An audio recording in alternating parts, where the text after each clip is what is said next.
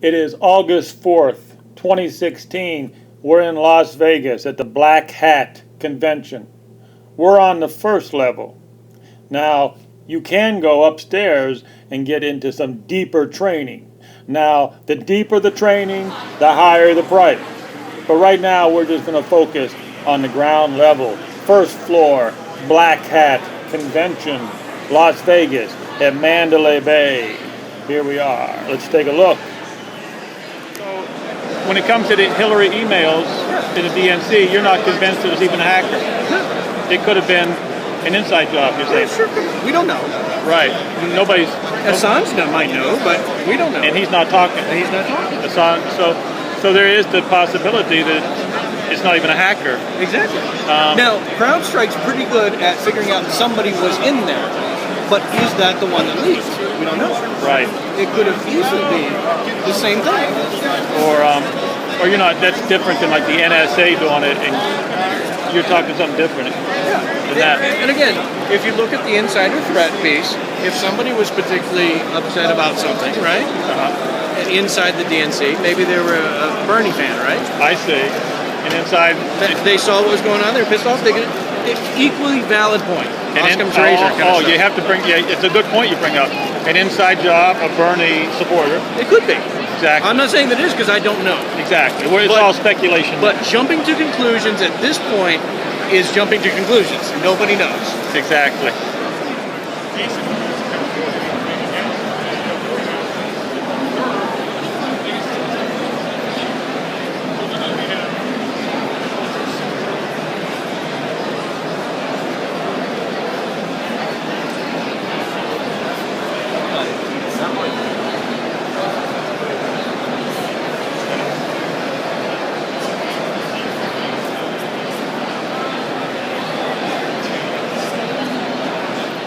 How you doing? I'm great. I'm doing great. So, what do you think about the DNC hacking? Well, I think the DNC hacking is emblematic of the problems that we're seeing across the industry overall. We're seeing nation state. We're seeing hacktivists. We're seeing threat actors of all kinds, and just the DNC is an example of a nation state doing what everyone else is already doing. So everybody's already doing it. Everyone's already doing it, but it presents a problem for organizations large and small, whether you're a mom and pop shop, whether you're an enterprise, whether you're a government, you still need to make sure that you have some solid security in place. You have to have security practices, security policies. You need to have a real solid program in place to deal with these threats, because it's not a matter of if, it's always a matter of when. And you think the government needs to take it more serious, is what you're saying? Well, I think the government not only needs to take it more seriously, but I think they really need to invest real resources into it, because information technology is a matter of people, processes, and technology. Exactly. And so we're throwing dollars at it, but not investing in the people. We need more talent. You're saying more talent. We need more talent, yes. And not just dollars, but we need more talent. We need to throw dollars at talent. Exactly. Yes. But thanks. We need to throw more dollars at talent and not just at technology. Exactly. Because you need talent to make the technology work as it's been designed to do. Because 100% of all organizations that's been breached, most of the ones like Target, Home Depot, they were 100% compliant with PCI or whatever they needed, but they still got breached. And the reason is because compliance is not security. Compliance and security are not synonymous. I see. You got to take that extra step. You have to take that extra step. Well, thanks a lot, Elliot. Right? Yes, Elliot. Thank you, Elliot. Hello.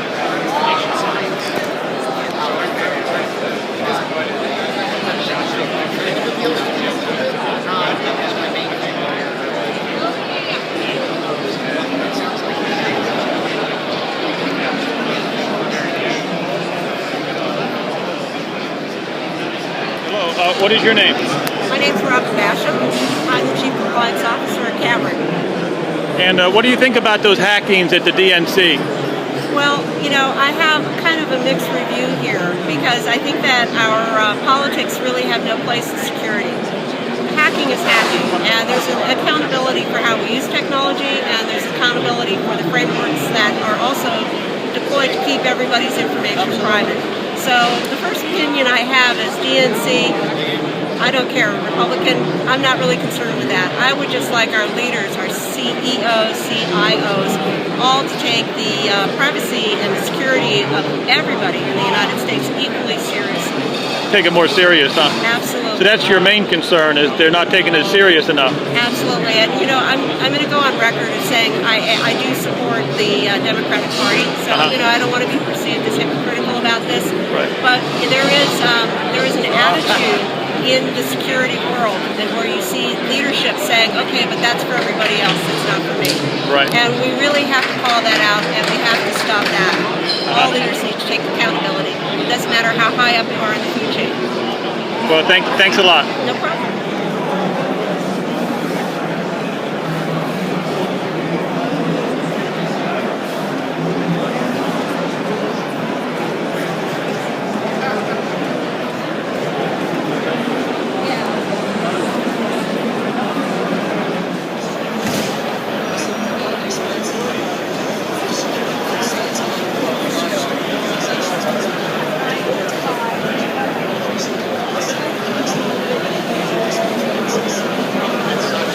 Everybody's hacking each other. Everybody's acting, Right. so it's not a surprise. That's why the repercussions aren't as strong, right? The citizens of the U.S. want Obama to come out strongly against. Hey, look, you guys can't do this. But we're doing the same thing. We're doing the same thing. Okay.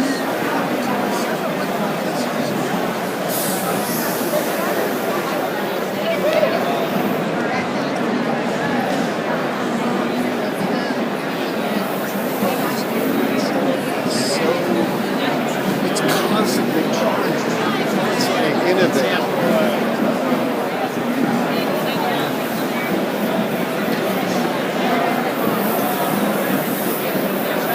Text him.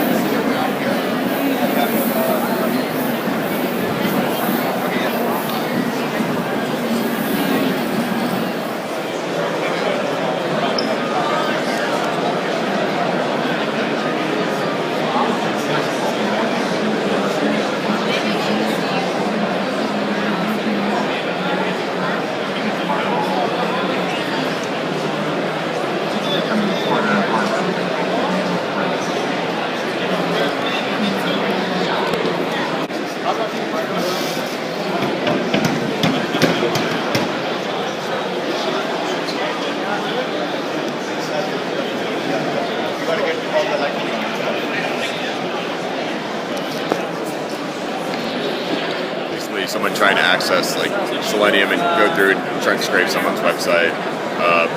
What we do is we provide layer 7 content protection for your website. So scrapers, other things that are coming through, automated attacks. What we do is we inject JavaScript into your page. From that, we create a device fingerprint. And that comes through a reverse proxy, and from there, you can configure how you want to act if we flag it as a bot. You can monitor the traffic, you can capture or you can block them entirely. So you can really block these bots with you got level 7, you say? Yes. Level 7. Yep. And this is getting to be very popular. Imagine this is going to be popular. Oh yeah. It's already, especially for websites like we're selling ticket information or flight information, things like that, where people can scrape them and potentially resell their content. Is that the got bots? Got bots? That's your Yeah. Got So, bots. yeah. That's cool.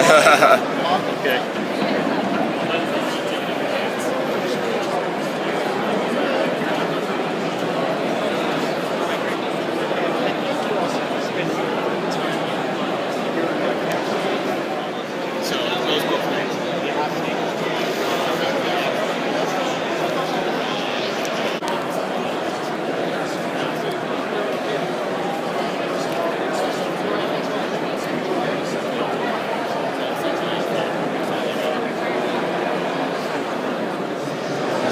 Hello there. How you doing? Hi, how are you? So you're with Deep Armor, right? No, our company's called Smart Cognition, and Deep Armor is one of our products. We play in artificial intelligence, including cybersecurity and physical asset protection. We're here today to talk to our prospective customers about our cybersecurity offering. We have both an enterprise security solution, which is Spark Secure, and also a machine learning antivirus program that we're giving away for free called Deep Armor. We want our customers to go out and take a piece of that and run their malware through it and test it and let us know what they find.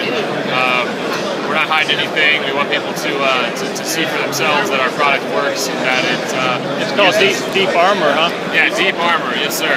Is that got an artificial intelligence connection to it? Yes, it does. So artificial intelligence incorporates a lot of different things, including machine learning and natural language processing, both of which we use in our products to provide cognitive analytics, which is kind of a buzzword, but at its essence what we're talking about is we're giving human-like capabilities to software programs to be able to both detect threats using anomaly detection and also to assess the level of a threat using natural language processing and to go out on the internet, read context about a given threat, and then understand that context and determine the sentiment, whether or not we believe a threat to be of greater confidence that it's actually a threat or if it's just a standard anomaly that's benign.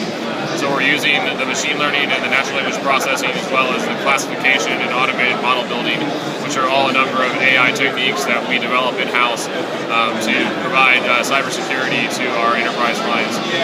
Now, how long have you had this Deep Armor? We actually launched Deep Armor itself, which is our free download at the show yesterday to the wider audience. Our Smart Secure product's been available for over 2 years. Our company's been around about 3. Like I said, we also play in cyber physical assets. We do a lot of work on wind turbines and all kinds of power plant infrastructure, pumps, oil and gas operations. Basically there, what we do is asset failure prediction, condition monitoring, optimization.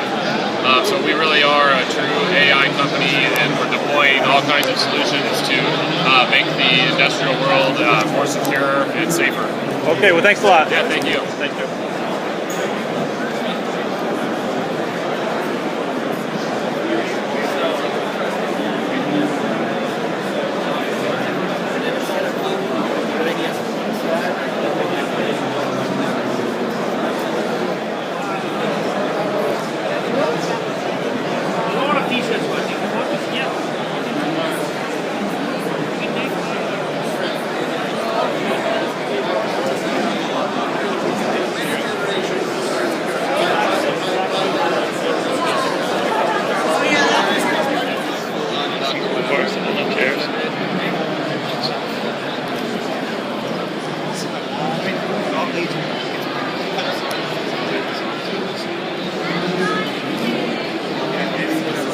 You guys have any opinions on the DNC hacking? The hackers at the DNC have any opinions on that? I haven't heard too many details about it yet. Like anything, it's a lack of visibility that is, the issue. If they knew what was going on, they would have been able to stop it. It went on for so long because they didn't have any visibility. A lack of visibility, huh? Yeah. So you're saying they really needed a lot more security, cyber security. Right. The problem is, up until a couple of years ago, there really wasn't many options. Uh-huh. And when you think about Sony, right? That went on for like 9 months. They said they were trickling data out of Sony for like 9 months. Right. Right. So that's fine to tell them that after the fact, but you really need to know it. In the first day or two. It goes on for so long. Then you can shut it down, right? Yeah, that's the secret, catching it quickly, right? Exactly. And that's what you guys do? It's part of what we do, yes. Part of what you do, catch it quickly. We give them visibility to everything.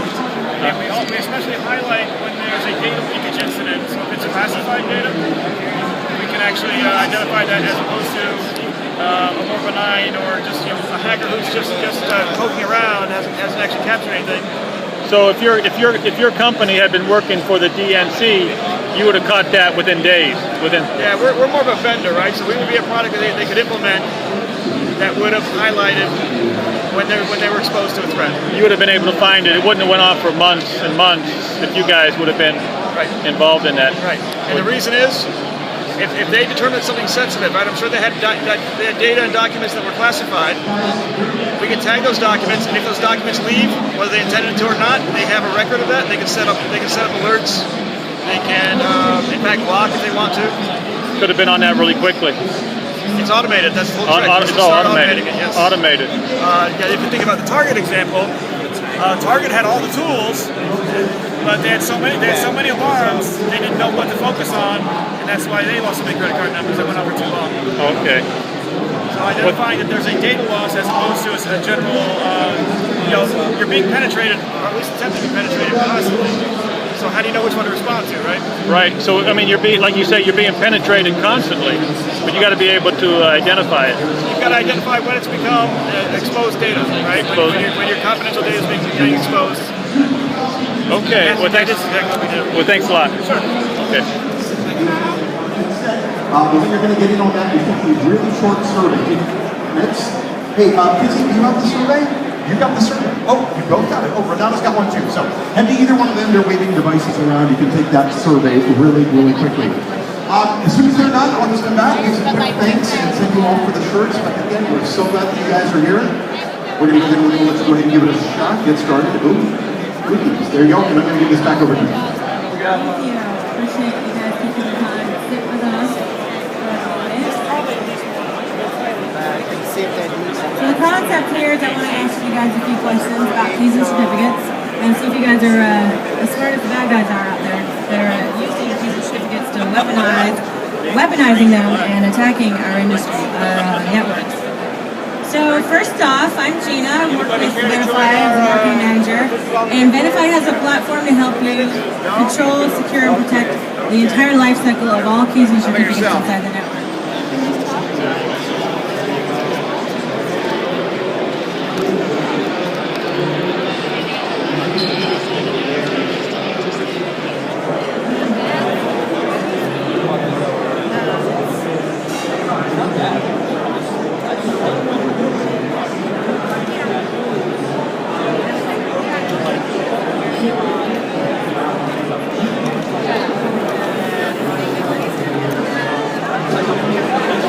DoD stuff. Is there a lot of hackers here, or a lot of people here with DoD, you believe? Is there a few people? I've probably seen 12. You've seen about 12? 10 or 12, yes. 10 or 12 with at DoD? Is that right?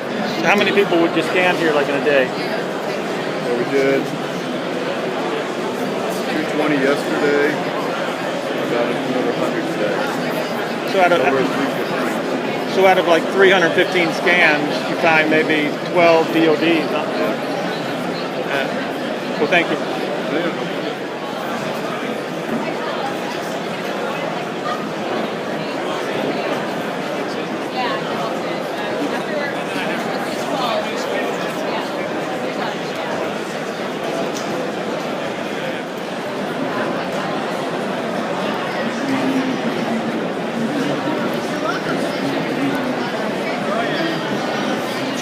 We do an incredible amount of work to make sure that we're tracking the actors that are out there, that we understand who those actors are, what malicious activity they're used to doing, and that we have a good handle on their methods and how they're working, what they're shutting down, what they're starting up.